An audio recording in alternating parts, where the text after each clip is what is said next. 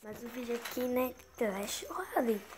Minha primeira vez gravando Clash Royale, galera. Eu vou entrar aqui e vocês vão ver que arena eu tô. Vamos entrando, vai entrando. Bora, galera, bora. Galera, tô na arena P.E.K.K.A que vê. Vê aqui a pica com 12 cartas. Não vou com. Galera, cheguei na arena P.E.K.K.A ontem, galera. Né? Claro que fiquei jogando a noite toda. Então bora aqui pra não ficar só nisso, batalhar.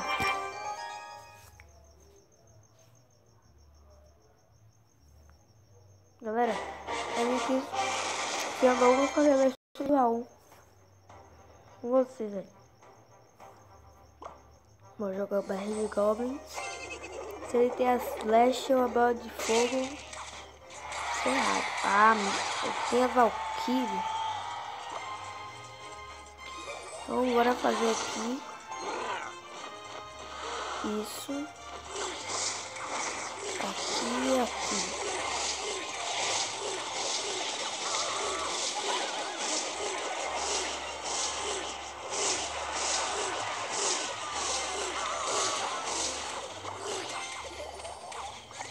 Seu combo.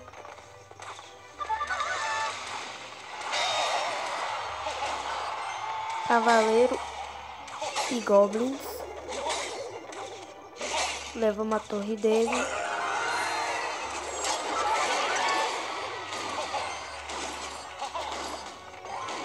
Meter nosso balão, né? Carinha, tem um servo dando galera. O balão é pra chegar lá arrebentar com tudo. Se eu meter o exército, ele mete a Valkyrie, então eu nem vou fazer isso. Tem a mosquiteira. Porcaria ele tem. Bicho chato. A mosquiteira tem um dano bom lá. Joga o barril de Goblins na torre da direita.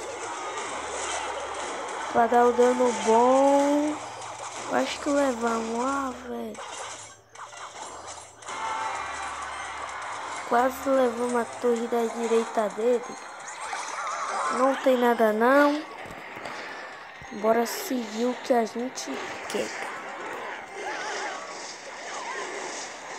A gente quer jogar pra ganhar. Bora deixar ele levar a torre.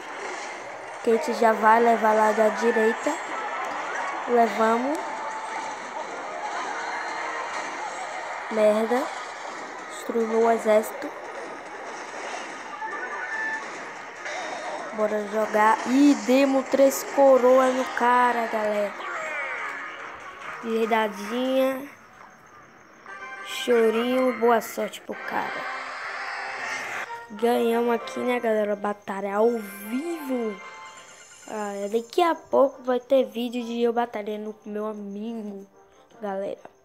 Então, isso ficou por aqui.